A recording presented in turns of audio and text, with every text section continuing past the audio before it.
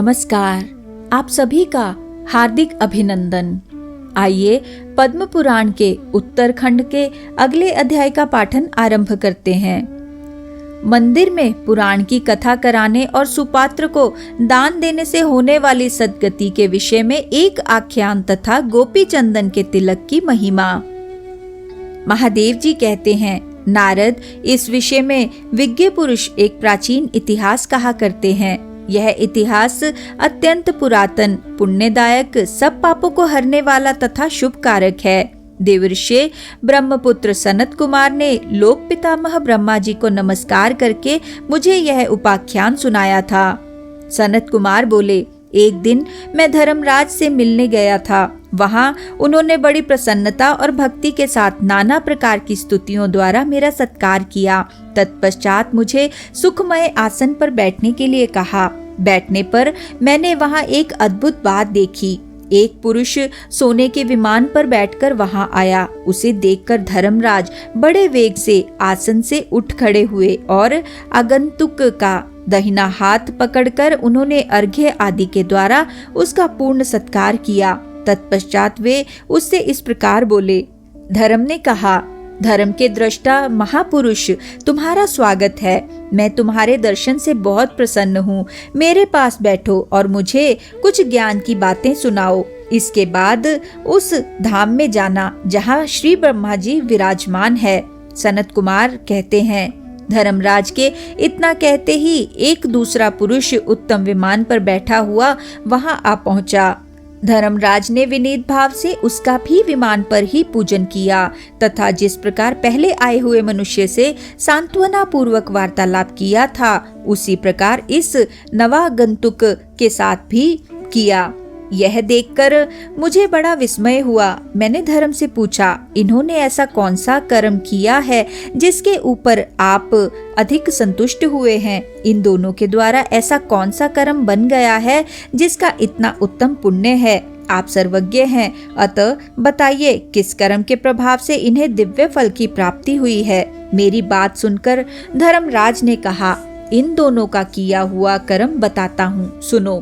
पृथ्वी पर वैदिश नाम का एक विख्यात नगर है। वहाँ धरापाल नाम से प्रसिद्ध एक राजा थे, जिन्होंने भगवान विष्णु का मंदिर बनवाकर उसमें उनकी स्थापना की। उस नगर में जितने लोग रहते थे उन सबको उन्होंने भगवान का दर्शन करने के लिए आदेश दिया।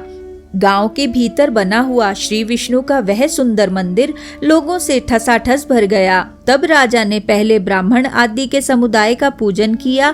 फिर उन महाबुद्धिमान नरेश ने इतिहास पुराण के ज्ञाता एक श्रेष्ठ द्विज को, जो विद्या में भी श्रेष्ठ थे, वाचक बनाकर उनकी विशेष रूप से पूजा की। फिर क्रमशः गंध, पुष्प आदि उपचारों से पुस्तक का भी पूजन करके राजा ने वाचक ब्राह्मण से विनय पूर्वक कहा, द्विज श्रेष्ठ, मैंने जो यह भगवान विष्णु का मंदिर बनवाया है, इसमें धर्म श्रवण करने की इच्छा से चारों वर्णों का समुदाय एकत्रित हुआ है। अतः आप पुस्तक बांचिए।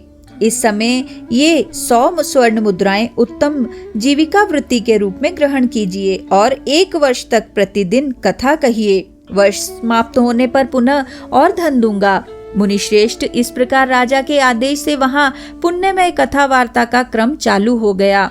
वर्ष बीतते बीतते आयु क्षीण हो जाने के कारण राजा की मृत्यु हो गई। तब मैंने तथा भगवान विष्णु ने भी इनके लिए धूलोक से विमान भेजा था। ये जो दूसरे ब्राह्मण यहाँ आए थे, इन्होंने सत्संग के द्वारा उत्तम धर्म का श्रवण किया था। श्रवण करने से श्रद्धावश इनके हृदय में परमात्मा की भक्ति का उदय हुआ। मुनि श्रेष्ठ, फिर इन्होंने उन महात्मा वाचक की परिक्रमा की और उन्हें 1 माशा सुवर्ण दान दिया। सुपात्र को दान देने से इन्हें इस प्रकार के फल की प्राप्ति हुई है।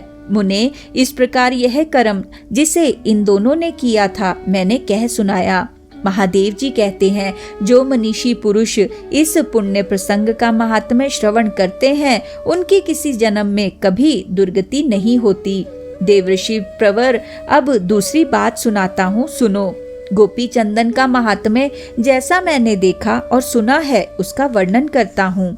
ब्राह्मण, क्षत्रिय, वैश्य अथवा शूद्र कोई भी क्यों ना हो, जो विष्णु का भक्त होकर उनके भजन में तत्पर रहकर अपने अंगों में गोपी चंदन लगाता है, वह गंगा जल से नहाए हुए की भांति सब दोषों से मुक्त हो जाता है। कल्याण की इच्छा रखने वाले वैष्णव ब्राह्मणों के लिए गोपी चंदन का तिलक धारण करना विशेष रूप से कर्तव्य है।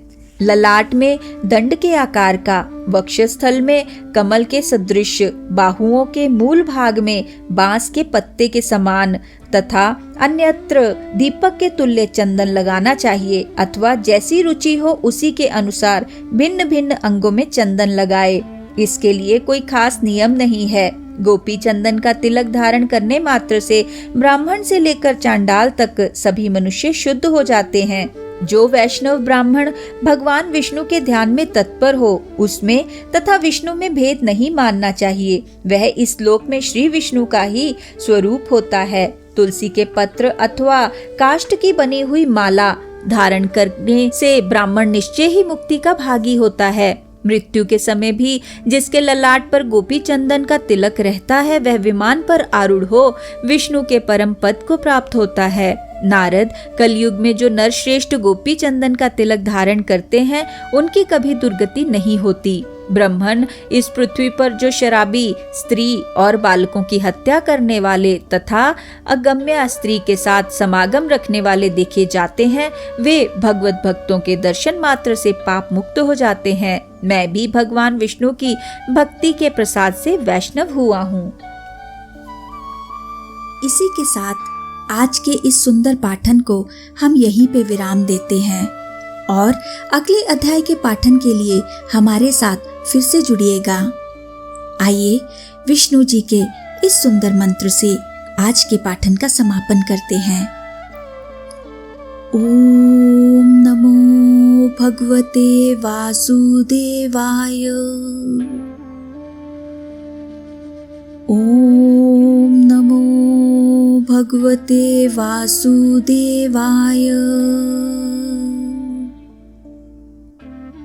ओम नमो भगवते वासुदेवाय।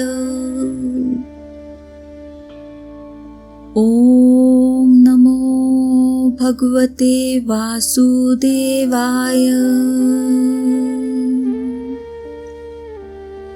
ओम नमो भगवते वासुदेवाय। ओम नमो भगवते वासुदेवाय। ओम नमो भगवते वासुदेवाय।